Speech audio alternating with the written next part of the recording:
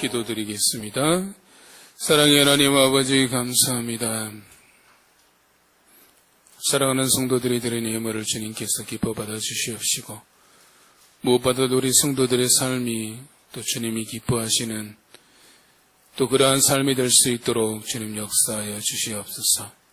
그래서 날마다 코로나의 힘든 시기를 지난 가운데 그 가운데서도 우리와 함께 계시며 우리와 동행하시고 우리를 통해서 일하시기를 기뻐하시는 그 하나님의 은혜를 경험하며 또 하나님을 기쁘시게 하는 삶의 모습으로 하루를 살아갈 수 있도록 주님 인도하여 주시고 주님께서 주시는 평강이 우리 성도들의 삶을 지배할 수 있도록 인도하여 주시옵소서. 주께 감사드리며 예수님의 이름으로 기도드립니다. 같이 하나님 말씀 보겠습니다. 레위기 26장 3절입니다.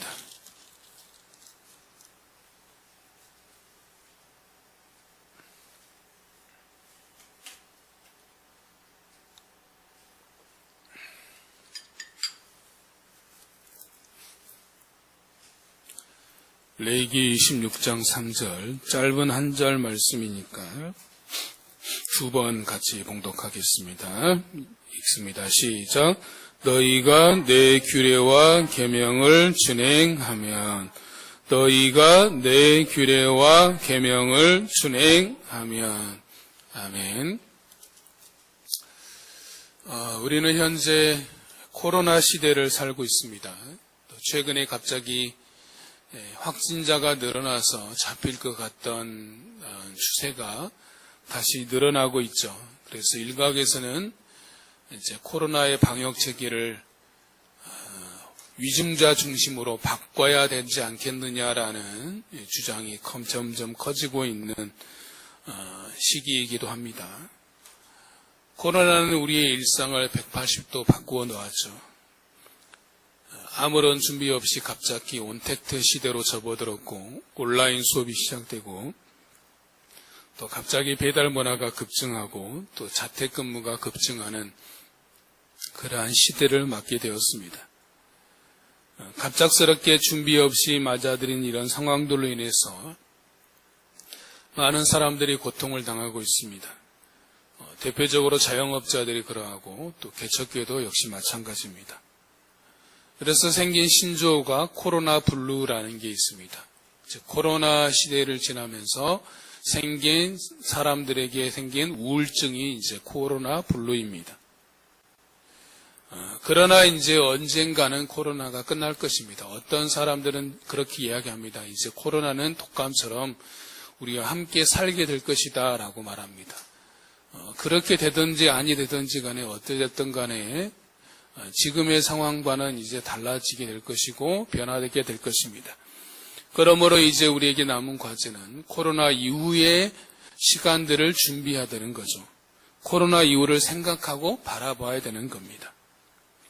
마우로 기엔이라는 글로벌 트렌드 전문가가 쓴 2030 축의 전환이라는 책에서 세계는 앞으로 이렇게 바뀔 것이다 라고 이야기하고 있습니다. 즉 2020년부터 2030년 안에 이렇게 바뀔 것이다 라고 그가 이제 예측한 게 크게 8가지 변화가 있는데 그게 뭐냐면 낮은 출생률, 새로운 세대의 등장, 새로운 중산층, 또 증가하는 여성의 부, 도시의 성장, 파괴적인 기술 혁신, 새로운 소비, 새로운 화폐 등을 이야기하고 있습니다. 그러면서 이제 한 가지 이제 거기서 인상적인 것들 중에 하나가 뭐냐면 이제 사하라 사막 이남 지역에 있는 도시들이 이제 급성장하게 될 것이다라고 이야기를 했습니다. 사회는 하루가 다르게 급격하게 변화되고 있죠.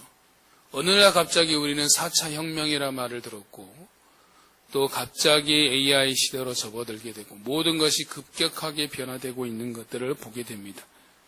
그런데 이런 사회가 급격하게 변화되는과 동시에 있어서 반대급부로 나타나는 양상이 뭐냐면 사람들의 마음도 그만큼 사람들의 마음의 상처도 커지고 있다라는 것이죠. 그래서 요즘 주목받고 있는 직업을 가진 사람들이 누구입니까?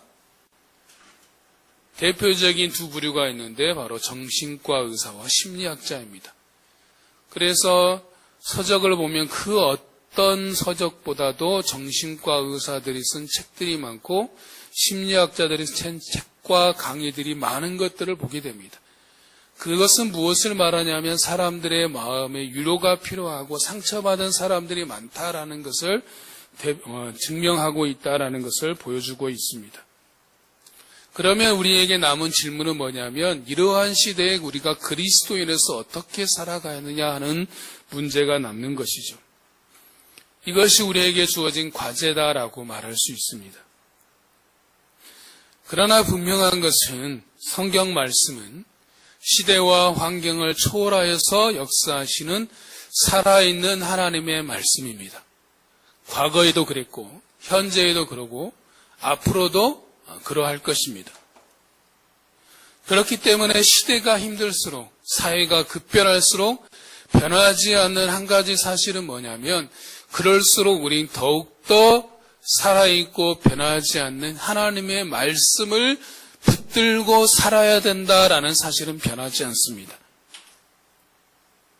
그렇다면 우리가 오늘 보고자 하는 이제 말씀이 바로 이러한 것들을 잘 보여주고 있는데 바로 2000년이 훨씬 이전 그 구약시대 모세시대 때 세워진 이 레위기 말씀이 우리에게 주는 그 의미가 어떤 의미가 있고 현재를 살아가는 우리에게 어떤 적용점을 주는지 우리가 생각해 보고자 하는 겁니다. 이번 주에 우리가 함께 읽을 말씀의 분량은 레위기 26장 3절부터 나머지 레위기 26장 7절, 레위기 27장까지입니다. 내용은 간단합니다. 레위기 26장 3절 이하에서는 하나님의 말씀에 순종하면 복을 받고 또 불순종하면 저주를 받는다라는 말씀입니다. 신명기 28장의 순종의 축복과 불순종의 저주와 같은 맥락이다라고 볼 수 있습니다. 레위기 27장은 소원에 대한 규례입니다. 소원을 했을 때 어떻게 해야 되는지에 대한 말씀이다라고 말할 수 있죠. 오늘 말씀을 통해서 우리가 생각해 볼 수 있는 것은 뭐냐면 하나님께서 강조하시는 것, 귀하게 생각하시는 것, 중요하게 생각하시는 것, 또 우리가 이 시대를 살아가는 원리가 무엇인지에 대해서 우리가 생각해 볼 수 있다라는 것이죠. 그래서 오늘 말씀을 통해서 우리가 지금 이 코로나 시대 가운데 또 앞으로 코로나 이후의 시대 가운데 우리가 어떻게 살아야 되는지 그 원리를 찾아보고 또 함께 적용하고자 하는 것입니다. 첫 번째로 먼저 우리가 오늘 본문 말씀을 다시 한번 읽어보도록 하겠습니다. 26장 3절 다시 한번 같이 읽습니다. 시작.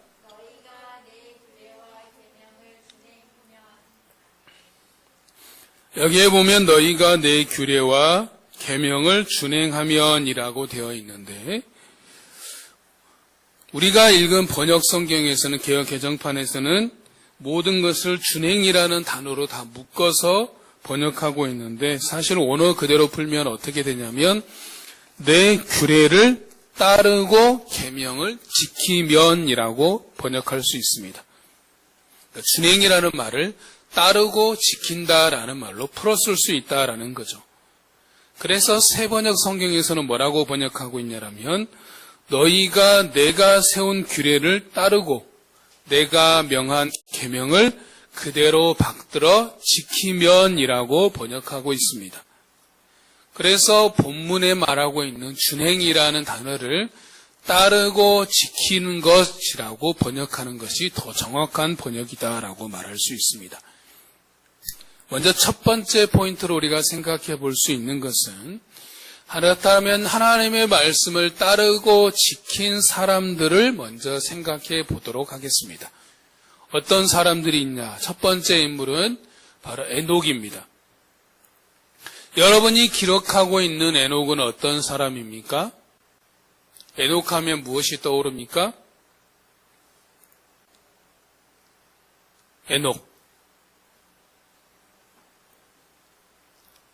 에녹은 엘리야와 더불어서 성경에서 죽음을 맛보지 않고 직접 하나님 나라로 올라간 두 사람 중에 한 사람입니다.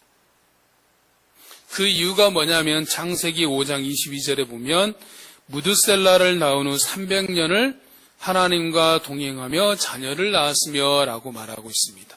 그리고 그 이후에 하나님께서 그를 데려가셨다라고 말씀하고 있죠.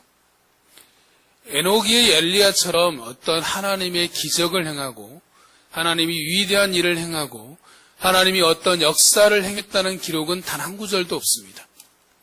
에녹에 대한 설명은 딱 하나, 300년 동안 하나님과 동행하였다. 이 구절이 전부입니다. 동행하였다라는 히브리어 단어는 할라크입니다. 우리말로 하면 걷다, 걸어가다라는 거죠. 즉 그는 하나님과 매일 함께 걸었다라는 거죠. 그 말은 무엇을 말한 겁니까? 매일 하나님의 말씀을 듣고 따르며 그 말씀대로 산 것이 전부였다라는 겁니다. 에녹이 특별히 어떤 하나님을 위해서 어떤 업적을 쌓고 일을 하고 기적을 경험하고 그런 것 없습니다. 매일 그냥 하나님의 말씀을 듣고 그 말씀대로 따라 산 것이 전부였다라는 거죠. 그것을 한마디로 축약하면 동행하였다라는 거죠. 그랬더니 히브리서에서는 에녹에 대해서 뭐라고 평가하고 있냐면 그가 하늘로 옮기우기 전에 하나님을 기쁘시게 하는 자라는 증거를 얻었다라고 있습니다.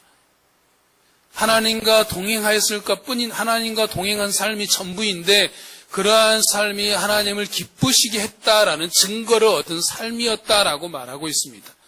우리는 그렇게 생각합니다. 내가 하나님을 위해서 뭔가를 해야지 하나님을 기쁘시게 한다라고 생각하기 쉽지만 그러나 에녹은 하나님과 동행한 것이 전부였는데 그의 삶은 하나님을 기쁘시게 하는 자라라는 증거를 얻은 자였다라고 말하고 있는 것이죠.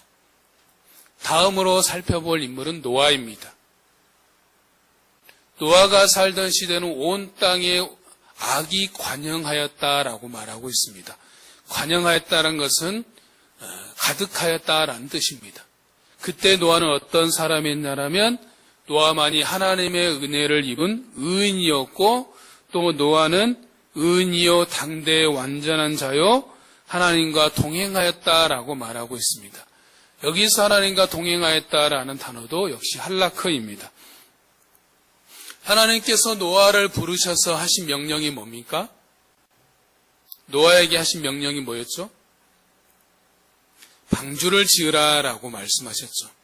그래서 노아는 하나님께서 명령하신 명령대로 그대로 다 지켜 준행하게 됩니다. 그래서 그 120년의 긴 시간 동안 노아는 하나님의 말씀을 따라 방주를 지었죠. 그것이 하나님과 동행한 증거다라고 말할 수 있습니다. 세 번째 인물은 아브라함입니다. 아브라함의 아버지 데라는 우상을 만드는 사람이었죠. 그래서 그러한 가정 가운데 있던 아브라함을 부르셔서 그에게 명령하시고 약속하셨습니다. 그러자 아브라함이 어떻게 반응합니까? 창세기 12장 4절에 보면 하나님 말씀을 따라 갔다라고 말하고 있습니다. 하나님께 하신 말씀을 붙들고 움직였습니다. 히브리서 11장 8절에서는 그에게 대해서 뭐라고 말씀하고 있냐면 믿음으로 아브라함은 부르심을 받을 때 순종하여 장래 유업으로 받을 땅에 나아갈새 갈 바를 알지 못하고 나아갔으며 라고 있습니다. 자기가 어디로 가야 되는지를 모르는데도 갔다라는 거죠. 그때 아브라함의 나이가 75세였습니다.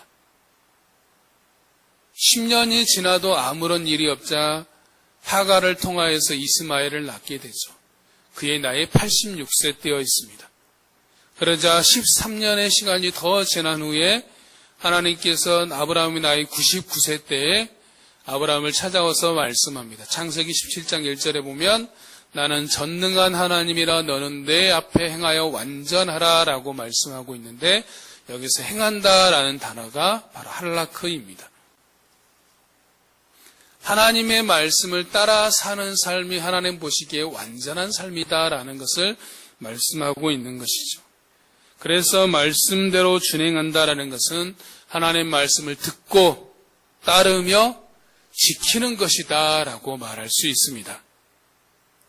두 번째로 우리가 생각해 볼 것은, 그렇다면 하나님의 말씀을 따르고 지키기 위해서는 우리가 어떻게 해야 되는가?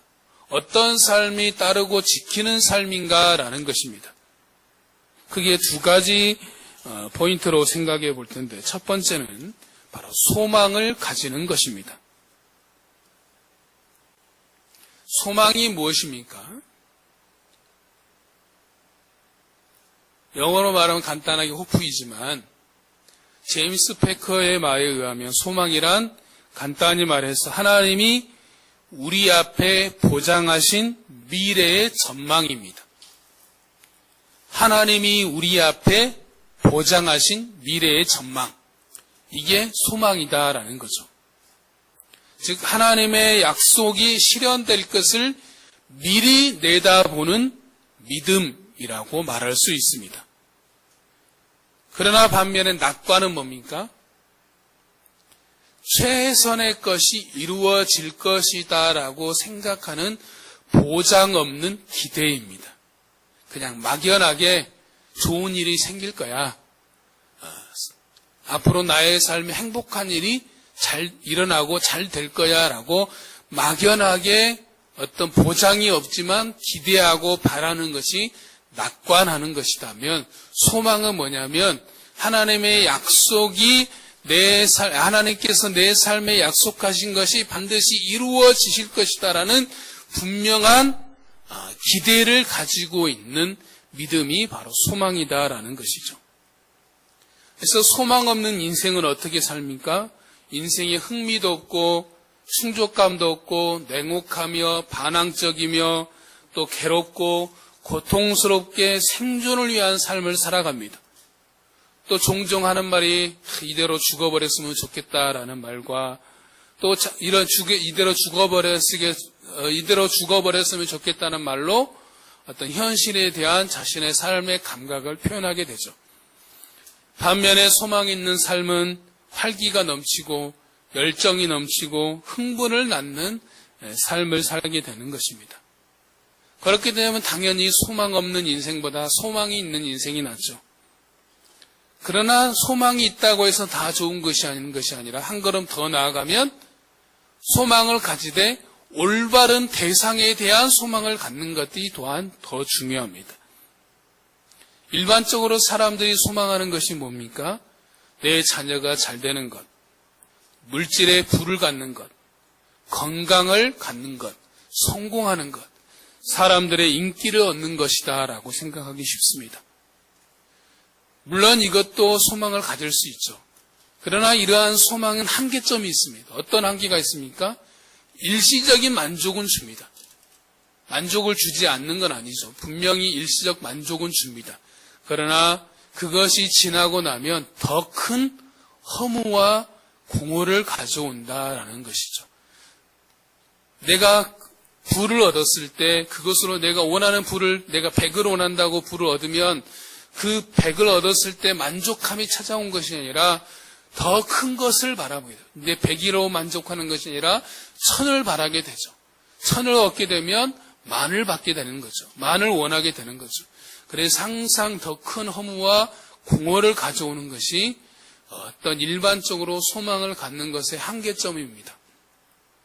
그것을 잘 보여주는 신뢰가 지난주에 있었던 빅뱅의 승리입니다. 우리가 아는 것처럼 빅뱅의 승리는 부도 없고 인기도 없고 명성도 없고 자기가 누릴 수 있는 모든 것을 다 누리며 산 대표적인 인물 중에 한 사람인데, 지난주에 들은 소식이 뭐였습니까? 바로 형이 떨어져서, 실형이 떨어져서 감옥에 수감되었습니다. 그래서 이제 그가 상고하지 않으면 그대로 집행돼서, 이제 지금은 군 감옥에 있지만 이제 실행이 되면, 상고하지 않으면 그대로 이제 실형이 되어서 바로 강제 전역이 되어서 실제 사회에 이제 수감이 되는 겁니다. 군에도 수감이 있고 또 밖에 나와도 수감되는 그런 인생으로 바뀌어버리게 된 것이죠. 그것이 잠깐 있다가 없어지는 것에 소망을 두고 살아가는 사람들의 한계임을 보여주고 있는 겁니다. 다윗은 우리가 그렇다면 무엇에 소망을 두고 살아가야 되는지에 대해서 분명하게 말씀하고 있습니다. 다음 말씀을 한번 봅시다.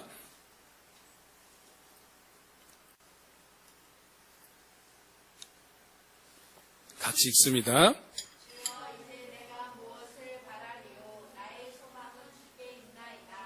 아멘. 또한 시편 62편 5절에서도 뭐라고 말하고 있냐면 나의 영혼아 잠잠히 하나님만 바라라. 물은 나의 소망이 그로부터 나오는 도다라고 말하고 있습니다. 또한 사도 바울도 로마서 15장 13절에서 우리 하나님은 소망이 되시는 하나님이다라고 말씀하고 있어요. 그래서 뭐라고 말하고 있냐면 소망의 하나님이 모든 기쁨과 평강을 믿음 안에서 너에게 충만하게 하사 성령의 능력으로 소망이 넘치게 하시기를 원하노라 라고 말하고 있습니다. 그러면 하나님께 소망을 둔다라는 것은 무엇을 말하는 것인가? 바로 하나님 그분을 온전히 믿는다. 그분을 온전히 신뢰한다. 의지한다라는 것을 말하는 것입니다. 내가 의지할 리, 내가 바라볼 리는 오직 하나님 한 분, 그분밖에 없다라는 고백입니다. 동시에 더불어서 그 하나님이 말씀하신 약속의 말씀을 붙드는 것입니다. 그래서 성경의 모든 인물들, 또 우리가 아는 신앙의 모든 인물들은 하나님과 하나님께서 하신 약속의 말씀을 붙들며 살았던 사람들입니다. 그들이 성경 66권을 다 믿었습니다. 그러면서 동시에 자기에게 하신 약속의 말씀이 있었습니다. 성경 66권의 모든 말씀을 붙들며 산 것이 아니라 그 중에 특별히 한 단어, 한 구절, 또 특정한 구절이 더 자신의 삶에 다가온 레마의 말씀이 되어서 그 말씀대로 그 말씀이 자신의 삶에 이루어질 것에 대한 분명한 소망을 가지고 살았던 사람들입니다. 우리나라의 최초로 장로교 선교사로 온 인물이 언더우드 선교사입니다. 언더우드 선교사가 우리나라의 첫 발을 디디며 하나님께 드린 기도가 있습니다. 그 기도는 이렇습니다. 좀 길지만 제가 읽어드리겠습니다. 주여 지금은 아무것도 보이지 않습니다. 주님, 메마르고 가난한 땅, 나무 한 그루 시원하게 자라오르지 못하고 있는 땅에 저희들은 옮겨와 앉았습니다. 그 넓고 넓은 태평양을 어떻게 건너왔는지 그 사실이 기적입니다. 주께서 붙잡아 뚝 떨어뜨려 놓으신 듯한 이곳, 지금은 아무것도 보이지 않습니다. 보이는 것은 고집스럽게 얼룩진 어둠뿐입니다. 어둠과 가난과 임습에 묶여있는 조선 사람뿐입니다. 그들은 왜 묶여있는지도 고통이라는 것도 모르고 있습니다. 고통을 고통인 줄 모르는 자에게 고통을 벗겨주겠다고 하면 의심부터 하고 화부터 냅니다. 조선 남자들의 속셈이 보이질 않습니다. 이 나라의 조정의 내심도 보이질 않습니다. 가마를 타고 다니는 여자들을 영영 볼 기회가 없으면 어쩌나 합니다. 조선의 마음이 보이질 않습니다. 그리고 저희가 해야 할 일이 보이지 않습니다. 그러나 주님 순종하겠습니다. 겸손하게 순종할 때 주께서 일을 시작하시고 그 하시는 일을 우리들의 영적인 눈이 볼 수 있는 날이 있을 줄 믿나이다. 믿음은 바라는 것들의 실상이요 보지 못하는 것들의 증거니라고 하신 말씀을 따라 조선의 믿음의 앞날을 볼 수 있게 될 것을 믿습니다. 지금은 우리가 항무지 위에 맨손으로 서 있는 것 같사오나 지금은 우리가 서양 귀신 양귀자라고 손가락질 받고 있사오나 저희들이 우리의 영혼과 하나인 것을 깨닫고 하늘나라의 한 백성, 한 자녀임을 알고 눈물로 기뻐할 날에 있음을 믿나이다. 지금은 예배드릴 예배당도 없고 학교도 없고 그저 경계와 의심과 멸시와 천대함이 가득한 곳이지만 이곳이 머지않아 은총의 땅이 되리라는 것을 믿습니다. 주여 오직 제 믿음을 붙잡아 주소서라고 기도했습니다. 어떻습니까? 언더우드가 기도했던 그 모든 기도가 지금은 다 이루어져서 차고 넘치는 것들을 우리가 보고 있지 않습니까? 그래서 현재 우리나라는 전 세계 몇 안 되는 이제 선교를 보내는 국가로 바뀌어 있습니다. 언더우드가 처음에 우리나라 왔을 때 보였던 것은 오직 어두움밖에 없었습니다. 아무런 소망이 보이지 않았지만 그러나 그가 본 것은 자기를 이곳으로 부르셨던 그 주님과 또 주님을 향한 분명한 믿음과 또 하나님께 사실 것에 대한 소망밖에 없었다라는 것이죠. 그 소망을 가지고 나와왔더니 지금과 같은 모습이 이루어진 것들을 보게 된 것입니다. 현재 우리의 상황은 이러하다라고 볼 수 있습니다. 코로나로 인해서 힘이 들고 답답합니다. 견디기가 쉽지 않습니다. 때로는 알 수 없는 삶의 막막함이 우리를 힘들게 하기도 합니다. 이러할 때 우리가 붙들어야 될 것이 무엇입니까? 하나님과 그분의 말씀에 우리의 소망을 두는 것입니다. 하나님과 그분의 말씀을 꽉 붙드는 것입니다. 하나님과 그분의 말씀을 바라보는 겁니다. 의지하는 겁니다. 하나님과 그분의 말씀에 소망을 들고 나아가는 것이 지금 우리가 해야 될 것입니다. 우리가 소망을 두어야 되는 대상은 오직 한 분, 우리 하나님밖에 없음을 우리가 분명히 알아야 될 것입니다. 두 번째는 우리가 말씀을 따르고 지키기 위해서 필요한 두 번째는 바로 우리 하나님을 존중해야 됩니다. 사무엘상 2장에 보면 엘리 제사장의 두 아들 홈니와 비느하스의 이야기가 나옵니다. 홈니와 비느하스에 대해서 성경은 한마디로 말합니다. 그들은 하나님을 알지 못하였다라고 말하고 있습니다. 그래서 하나님의 제사를 멸시하였죠. 그러자 하나님께서 그들을 죽이시기라고 결심하시죠. 그러면서 하나님께서 하신 말씀이 뭡니까? 나를 존중히 여기는 자를 존중히 여기고 나를 멸시하는 자를 경멸하리라 라고 말씀합니다. 여기서 존중하다라는 말은 히브리어로 카바드라는 단어인데 존귀하다, 존경하다, 또 무겁다, 용화롭다라는 뜻을 가지고 있습니다. 그러므로 하나님을 존중히 여긴다라는 것은 뭐냐면 하나님의 이름을 무겁게 여긴다, 하나님을 존경한다, 하나님을 영화롭고 존귀하게 여긴다라는 겁니다. 다르게 말하면 하나님을 하나님으로 인정하고 높여드리는 것이 존중하는 겁니다. 즉 하나님이 하나님으로서 가지는 권위를 인정하는 것이 존중입니다.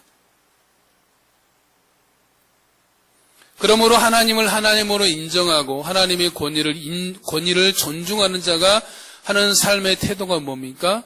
그분의 말씀을 청종하게 되는 겁니다. 청종이라는 말은 문자 그대로 풀면, 사전적 의미 그대로 풀면 이르는 대로 잘 듣고 조춤이라고 되어 있습니다. 이르는 대로 잘 듣고 따르는 것이 청종이다라는 거죠. 청종이라는 뜻은 이제 말 그대로 보면 샤마라는 겁니다. 즉 듣는다라는 뜻을 가지고 있습니다. 그 말은 뭐냐면 하나님의 말씀을 따르고 지키기 위해서는 어디서부터 시작된다는 겁니까? 듣는 것에서부터 시작된다라는 겁니다. 그래서 말씀대로 살기 위해서는 말씀을 잘 듣는 자가 되어야 됩니다. 잘 들어야 듣는 대로 살 수 있는 거죠. 그래서 신명기 6장에 보면 성경의 핵심이라는 내 마음과 목숨과 뜻을 다하여 주 너의 하나님을 사랑하라는 이 말씀을 하기 전에 하나님께서 하신 말씀이 뭐냐면 이스라엘아 들으라 라고 말합니다. 그것을 원어대로 하면 샤마 이스라엘이라는 겁니다. 들으라 이스라엘이라는 말입니다. 사도 바울의 소망은 복음을 아시아에 가서 전하는 것이었죠. 그러나 성령의 강권하심과 인도하심에 따라 마게도냐 곧 유럽으로 발걸음을 돌리게 됩니다. 그러면서 사도 바울이 들어간 유럽의 도시가 빌립보입니다.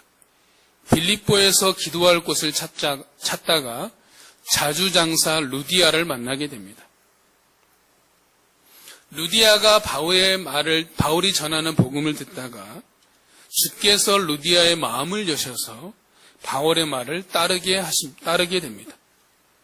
즉 루디아가 바울을 통하여 전하여지는 복음을 들을 때 주께서 루디아의 마음을 여신 것을 보게 된 것이다 라는 거죠. 사사시대의 특징이 뭡니까?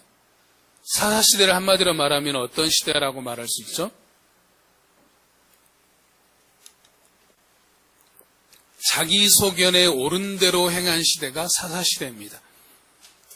그런데 사사시대에 자기 소견에 옳은 대로 행한 이유가 뭐냐라는 것을 보면 사사기 6장에서 그 단초를 찾아볼 수 있는데 그 이유가 뭐라고 말하고 있냐면 그들이 하나님의 목소리를 듣지 않았다라고 말하고 있습니다.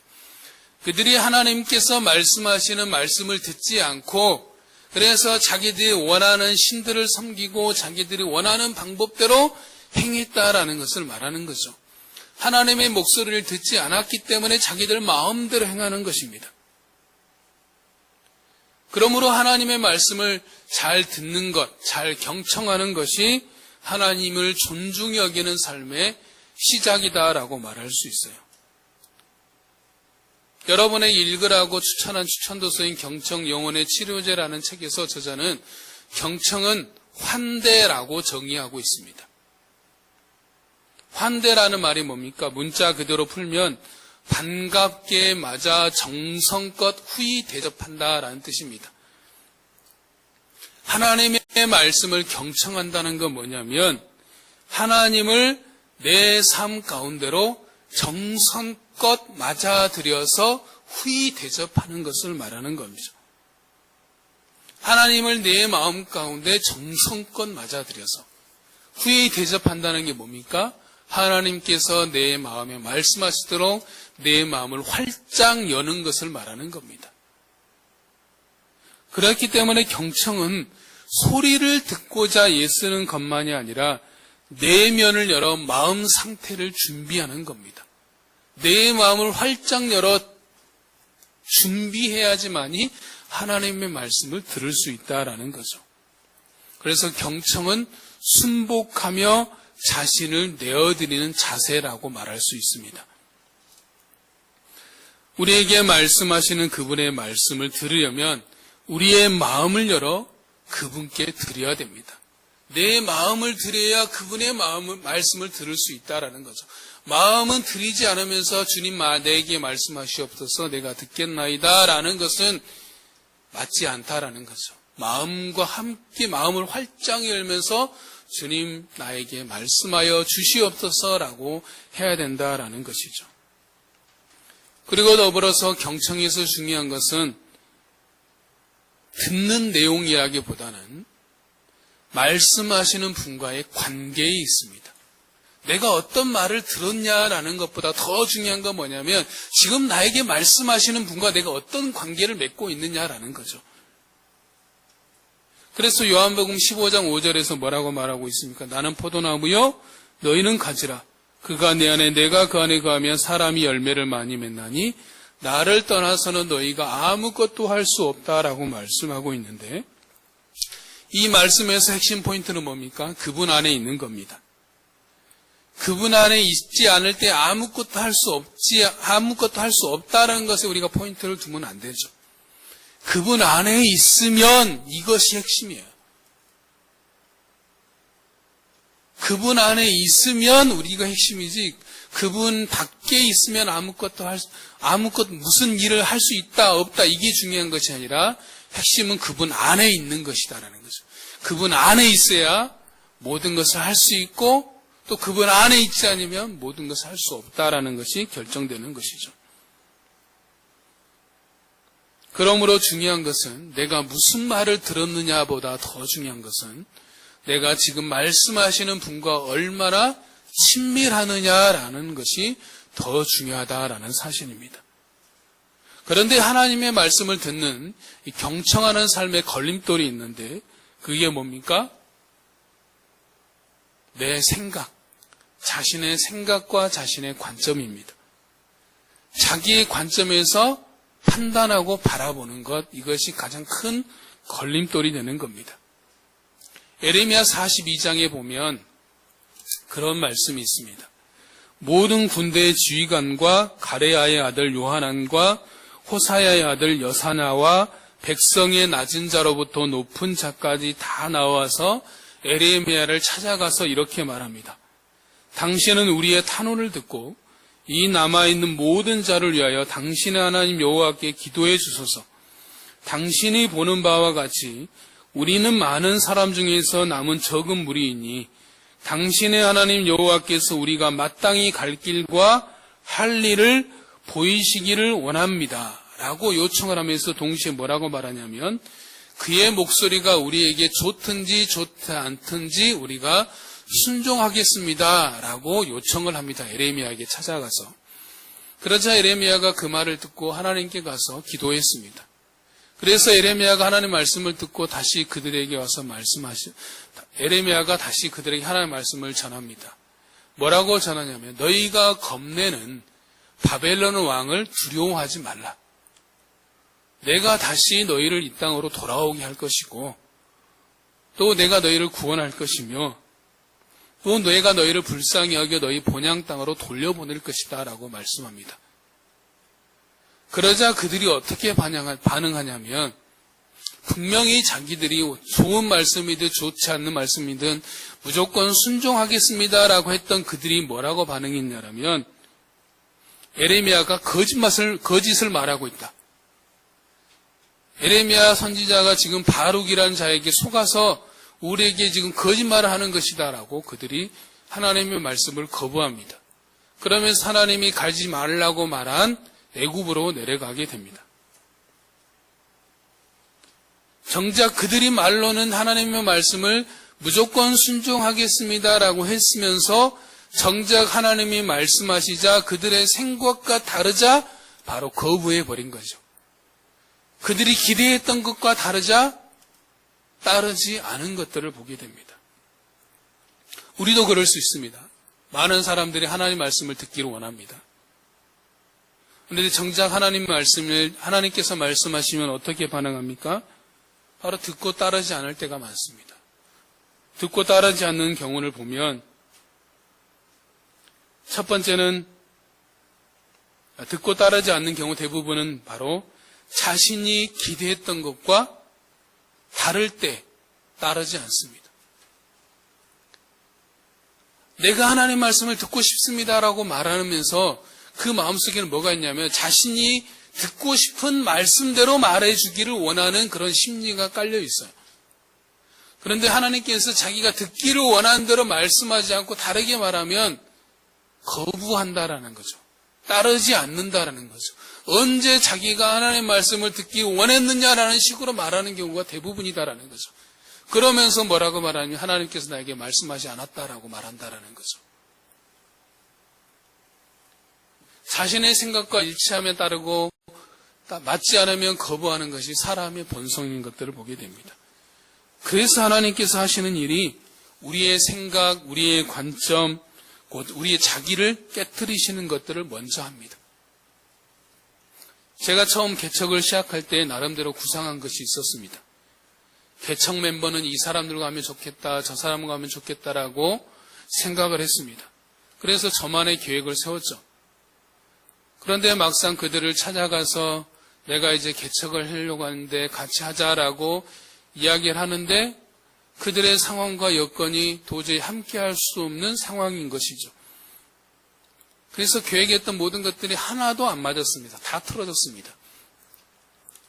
그때 깨달은 것이 뭐냐면 화가 났던 것이 아니라 왜 하나님께서 이렇게 하셨을까 곰곰이 생각하다가 바로 하나님께서 내가 생각하고 있던 모든 것들을 깨트리시는 것을 알게 되셨던 거죠.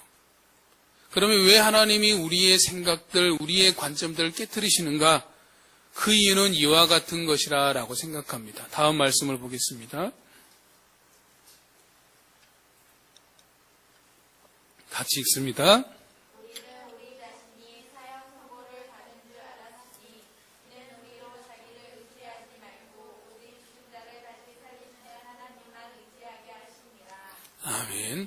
하나님께서 우리 자신을 깨트리신 이유는 딱 한 가지입니다. 자기를 의지하지 말고 오직 죽은 자를 다시 살리시는 하나님만 의지하게 하시는 것이다 라는 겁니다. 하나님만 의지하게 하시는 것, 다른 것 바라보지 말고 나만 바라봐라고 하시는 하나님의 메시지입니다. 우리가 하나님의 다른 것들을 붙들고 있다라면 하나님께서는 그것들을 깨트리십니다. 그래서 우리가 오직 하나님만 의지하고 신뢰하도록 만드시는 분이십니다. 혹시 여러분의 삶 가운데 어려움이 있고 힘든 일이 있다라면, 또 하나님께서 내 삶을 지금 깨트리시는 것 같다라면 그 목적은 딱 한 가지입니다. 나만을 의지해라. 나만을 바라봐라. 너는 나만 붙들어라 라는 하나님의 메시지입니다. 그런데 그 하나님만을 붙들도록 하시는 그 과정 중에서 하나님께서 사용하시는 주된 방법 중에 하나가 뭐냐면 기다림입니다. 하나님은 우리를 기다리게 하십니다. 아브라함이 부름받은 나이는 75세였지만 그가 실제로 이삭을 얻은 나이는 25년이 지난 그의 나이 100세였습니다. 그가 사람이 할 수 있는 모든 것이 다 불가능하다고 생각된 그의 나이 100세 때 하나님께서 이삭을 주셨습니다. 요셉이 노예로 팔리고 종으로 죄수로 보내고 애굽의 총리가 된 것은 13년이 지나서였습니다. 다윗이 왕으로 기름 부음을 받자마자 바로 왕이 되지 않았습니다. 다윗이 자기를 죽이려고 하는 사울왕의 위험을 피하여서 광야 생활을 13년의 시간이 지난 후에 왕이 되었습니다. 모세는 어떻습니까? 모세가 이집트의 왕자로서 40년, 미디안 광야에서 40년, 80년이 지난 이후에 바로 하나님께서 이스라엘의 지도자로 모세를 부르셨다라는 거죠. 모세가 왕자로서 내가 내 힘으로 뭔가를 할 수 있다라고 하셨을 때는 아무것도 할 수 없어서 도망치는 도망자 신세가 되었고, 80년이 지난 이제 내가 할 수 있는 것은 아무것도 없다라고 생각되는 그때 하나님께서 모세를 부르셨다라는 사실입니다. 예수님께서도 마찬가지입니다. 3년의 공생애를 위해서 예수님께서 기다린 시간은 30년을 기다리셨습니다. 3년을 사역하시기 위해서 30년을 시간을 기다리신 겁니다. 예루살렘에 시몬이라는 사람이 있었습니다. 누가복음 2장에 보면 이 사람은 의롭고 경건하여 이스라엘의 위로를 기다리는 자라라고 말씀하고 있습니다. 그는 주의 그리스도를 보기 전에는 죽지 아니하리라는 성령의 지시를 받았는데 마침 예루살렘 성전에 오신 할례를 받으러 오신 아기 예수를 보고 이제야 종을 편안히 놓아주시는구나 라고 고백하게 됩니다. 그러면서 아기 예수를 축복하며 자기의 이제 긴 생애를 마감하게 되는 거죠. 이 시므온이라는 사람은 일평생의 한순간 아기 예수를 보는 그 순간을 위해서 한 일평생을 기다리며 산 사람입니다. 우리가 잘 기다리기 위해서 기억해야 할 건 뭐냐면 하나님의 시간표와 우리의 시간표의 차이를 이해해야 됩니다. 우리의 시간표로 볼 때는 긴 시간일지 모르지만 우리의 시간표는 40년, 80년, 13년의 시간들이 길잖아요. 이제 하나님의 시간표에서는 지극히 짧은 한순간에 불과하다라는 거죠. 그러므로 우리는 우리의 삶을 나의 시간표로 바라보는 것이 아니라 하나님의 시간표로 바라봐야 됩니다. 하나님의 시간표에는 1000년도 잠깐 지나가는 한순간에 불과하다라고 말씀하고 있습니다. 하나님께서는 반드시 그분이 계획하신 선을 이루시는 분이십니다. 그것을 우리가 어떻게 할 수 있습니까? 바로 요셉의 고백을 통해서 알 수 있죠. 요셉이 애굽에서 형과 아버지를 제외하고 또 아버지 야곱이 죽은 이후에 형들이 요셉을 찾아와서 뭐라 그럽니까? 요셉의 형들이 두려움이 한 가지 있었죠. 혹시 요셉이 자기들에게 보복하지 않을까봐 두려웠는데, 그래서 우리를 용서해달라고 형들이 요셉에 찾아가서 요청하자 요셉이 뭐라고 했습니까? 당신들은 나를 죽이려고 했지만, 해하려고 했지만 하나님 그것을 선으로 바꾸사 만민의 생명을 구원하게 하셨다. 우리가 오해하지 말아야 될 것은 하나님께서 요셉이 종이 되게 하고 죄수가 되게 하신 것이 아닙니다. 인간의 악한 의도로 말미암아서 요셉이 종이 되었고 죄수가 된 것입니다.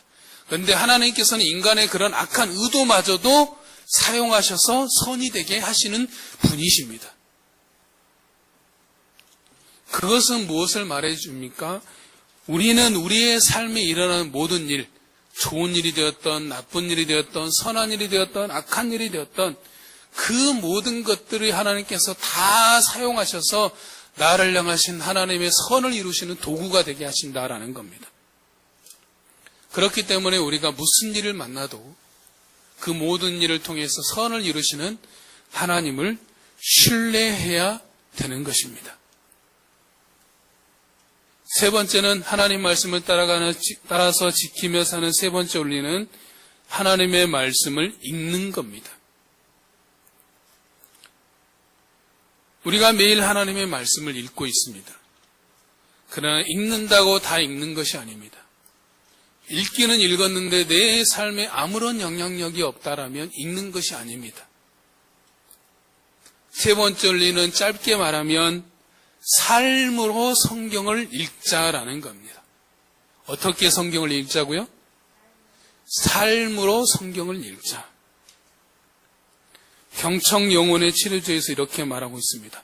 최선의 성경 읽기란 우리의 사고가 하나님의 임재 속으로 빨려 들어갈 때, 그리고 들은 내용으로 우리 마음에 불이 붙을 때 이루어집니다 라고 했습니다. 4, 5세기의 교부들은 성경을 읽을 때 성경을 잘 읽으려면 어떻게 읽어야 된다고 말했냐면 듣는 사람의 성품이 가장 중요하다라고 말했습니다. 이 말에 대해서 유진 피터슨은 이렇게 말했습니다. 우리가 본문에 던져야 될 질문은 이것이 무슨 뜻입니까? 라고 아니라 내가 순종해야 될 것은 무엇입니까? 라고 물어야 된다라고 했습니다. 그러니까 우리가 하나님의 말씀을 볼 때 하나님 이 말씀이 무슨 뜻입니까? 라는 것에 그쳐서가 아니라 이 말씀을 통하여서 내가 순종해야 될 것은 무엇입니까? 라고 물어야 된다라는 거죠. 하나님 이 말씀을 통해서 내가 순종해야 될 말씀을 들려주십시오. 내가 순종해야 될 말씀을 알게 해주십시오. 내가 순종해야 될 말씀을 깨닫게 해주십시오. 라고 우리가 기도해야 되는 것입니다. 그러므로 이제 이 시간 이후로부터 우리가 말씀을 볼 때마다 주님 이 말씀을 통해서 제가 순종해야 될 말씀이 무엇입니까? 들려주시고 가르쳐주시고 깨닫게 해주십시오라고 기도해야 될 것입니다. 이제 마지막으로 우리의 삶에 적용할 것을 찾아보면 하나님의 말씀을 듣고 그 말씀을 따라 지키며 사는 것이 무엇인가라는 것을 생각해 볼 때 한마디로 이렇게 말할 수 있을 것입니다. 우리 주보에도 나와 있는데 같이 한번 따라합니다. Jesus is the answer. Jesus is the answer. 뭡니까? 예수가 답이다. 모든 문제의 정답이 되시는 분이 바로 우리 예수님이십니다.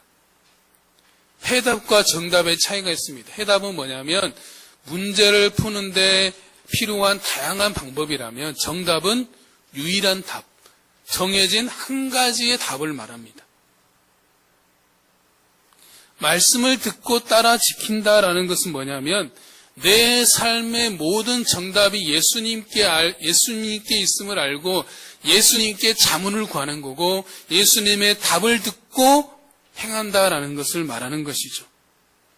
물론 그렇다고 해서 우리가 어디에 집을 얻어야 되고 어디로 이사 가야 되고 어디에 취직해야 되고 누구랑 결혼해야 되고 이것을 말해준다라는 것이 아닙니다.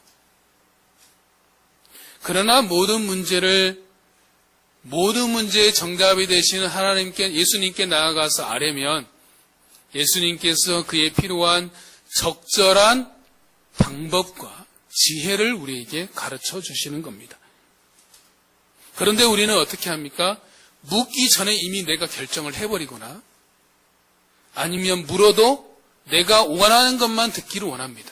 이미 자기 안에 답을 딱 정해놓고 그 답에 맞는 것만 나에게 말씀하시기를 기대하고 있는 거죠. 우린 둘 중에 하나를 하고 있어요. 이미 내가 예수님께 묻기도 전에 결정을 내려버렸거나 아니면 물어도 이미 내가 답을 정해놓고 예수님께 묻고 내 답이 맞는지 확인하려고 하는 경우가 많다라는 거죠. 그런데 우리가 예수님께 묻는다라는 것은 백지 상태로, 깨끗한 상태로 지금 내가 고민하고 있고 아파하고 있고 어려워하고 있고 슬퍼하고 있는 모든 문제를 그대로 가서 아뢰는 겁니다. 그랬을 때 주님께서 뭐라고 말씀을 통해서 말씀하시는지 듣고 또 마음에 주시는 감동에 따라서 주시는 말씀에 따라서 주시는 지혜에 따라서 그런 마음의 확신에 따라서 우리가 움직이는 겁니다. 없으면 주실 때까지 기다리면 되는 겁니다. 우리의 문제는 문제하면 너무 성급하고 너무 조급하다는 거죠. 내가 말했기 때문에 하나님께 즉시 응답하기를 기대하는데 그렇지 않을 수 있습니다. 아까도 말씀드렸잖아요. 기다림의 시간을 하나님께서 사용하시는 주된 방법이 있다고. 그래서 말씀하셨다고 해서 바로 오지 않을 수 있습니다. 그럴 때는 뭡니까? 인내함으로 기다리라라고 말씀하시는 거죠.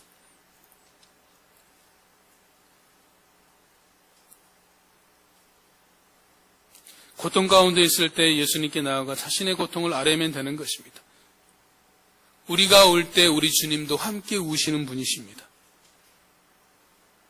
우리 예수님은 우리의 삶 속에 말없이 함께 거니시는 우리 주님이십니다. 시편에서 뭐라고 말씀하고 있습니까? 하나님께서 기뻐하시는 제사는 상한 심령이라고 말씀하고 있습니다.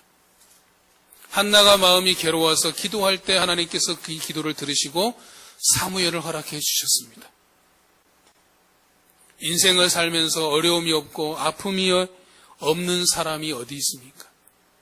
경중의 차이는 있지만 모든 사람이 다 아프고 모든 사람이 다 힘들고 모든 사람이 다 어려운 가운데 있는 것들을 보게 됩니다.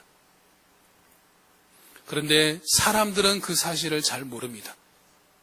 그러나 우리 하나님은 우리의 마음을 누구보다도 잘 아시는 분이십니다. 나의 마음을 잘 아십니다. 나의 괴로움, 나의 어려움, 나의 아픔, 나의 슬픔, 내가 고민하고 있는 것, 내가 아파하고 있는 것, 내가 어려워하고 있는 모든 것들은 내가 말하지 않아도 알고 계시며 지금도 말없이 나의 삶 속에 함께 거니시는 그 주님이십니다. 그 주님 앞에 여러분의 삶의 모든 것들을 아뢰시기 바랍니다. 그러면 하나님께서 여러분의 마음을 어루만져 주시고 말씀하여 주시고 지혜도 주시고 방법도 주시고 자신의 삶에 가장 적절하게 말씀하여 주실 것입니다. 마지막으로 말씀 한 구절을 보도록 하겠습니다.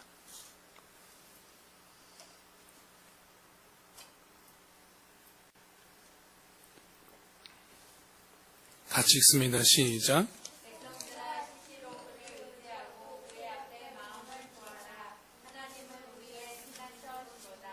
아멘.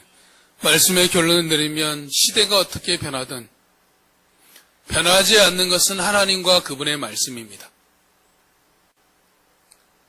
동시에 우리 예수님이 모든 문제보다 크시며 모든 문제의 정답이 되시는 분이십니다. 이 사실을 우리가 분명하게 믿어야 됩니다.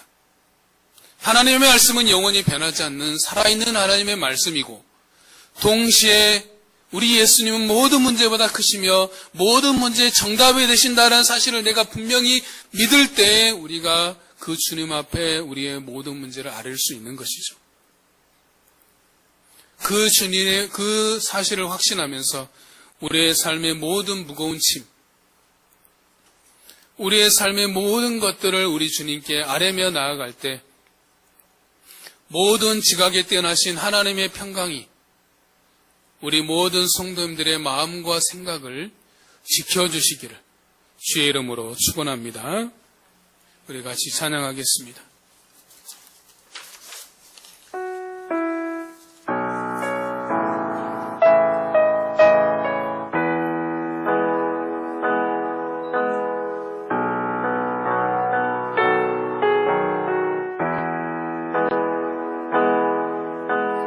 넘지 못할 산이 있거든 주님께 맡기세요. 넘지 못할 파도 있거든 주님께 맡기세요.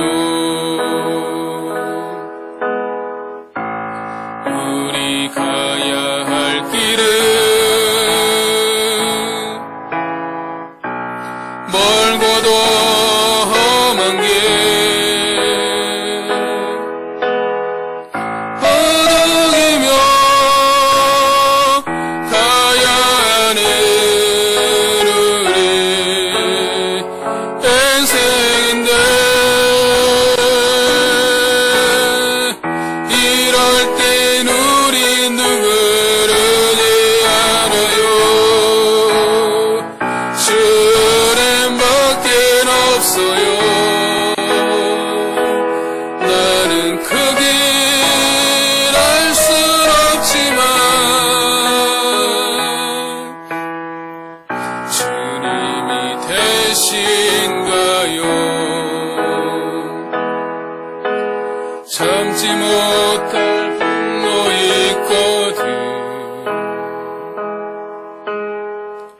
주님께 맡기세요. 참지 못할 슬픔이 있거든 참지 못할 슬픔이 있거든 주님께 맡기세요. 주님께 맡기세요. 우리 가야 할 길은 눈물의 골짜기 내 힘으로 참지 못해는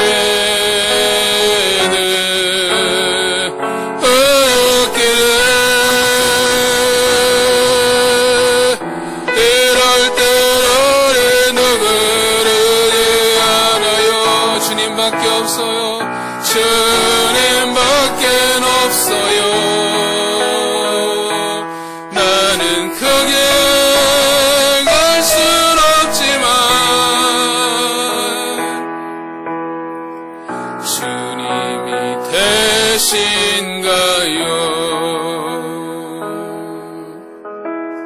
되신가요? 그렇습니다. 주님, 우리의 삶에 우리 주님밖에 없습니다.